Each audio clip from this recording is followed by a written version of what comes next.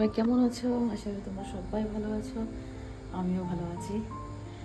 এই তো উঠে গেলাম অনেকক্ষণ আগে, 6:30টার দিকে উঠেছি, 6:30 6টার দিকে উঠেছি। উঠে গোপালকে ব্রেকফাস্ট দিলাম, পড়ালাম, ওকে রেডি হয়ে গেছি রান্না বান্নার জন্য।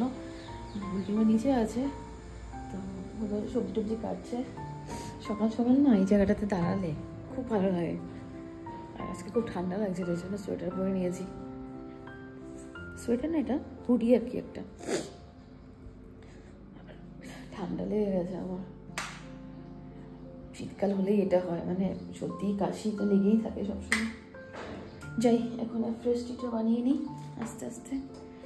ফ্রেশ টিটা খেতে খেতে বুলটিমা এসে পড়বে।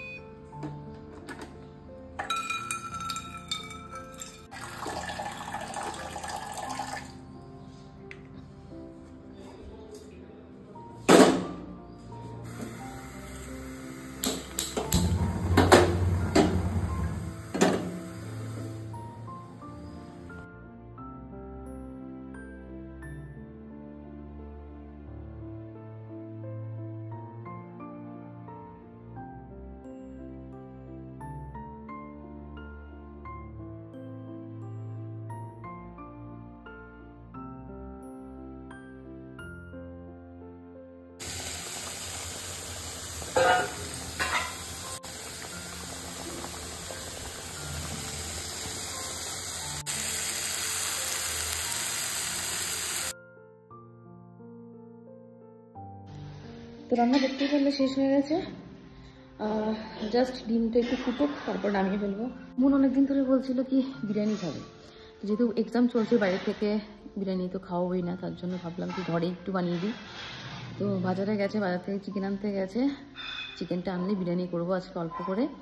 তো প্ল্যান একটু চেঞ্জ হয়েছে। মামনি বাবার তো রান্না অলরেডি হয়ে গেছে, দেখতে পেরেছো। তো এখন ঘটনা গিয়ে যেটা বিরিয়ানি মুন খাবে বলেছিল, তো বেশ কিছুদিন ধরে মুনের খুব পেট ব্যথা করছিল, তার জন্য ভাবলাম কি পরীক্ষাও কালকে, আজকে পরীক্ষা নেই, কালকেও পরীক্ষা, রোজ এবার পরীক্ষা, তার জন্য যদি প্রবলেম হয় তো বিরিয়ানি করবো না, নর্মাল চিকেন করবো, ভাত করবো, আর তরকারি তো অলরেডি আছে সব কিছু। তো স্নান টান করে পুজো টুজো দিয়ে আমি অলরেডি এসে পড়েছি, আর ওইদিকে চিকেনও নিয়ে এসে পড়েছে, ধুয়ে টুয়ে আমি অলরেডি এখানে বসিয়ে দিয়েছি এই যে। আর এখানে গরম গরম ভাত হচ্ছে। আমার চিকেন অলরেডি রেডি, দেখি তো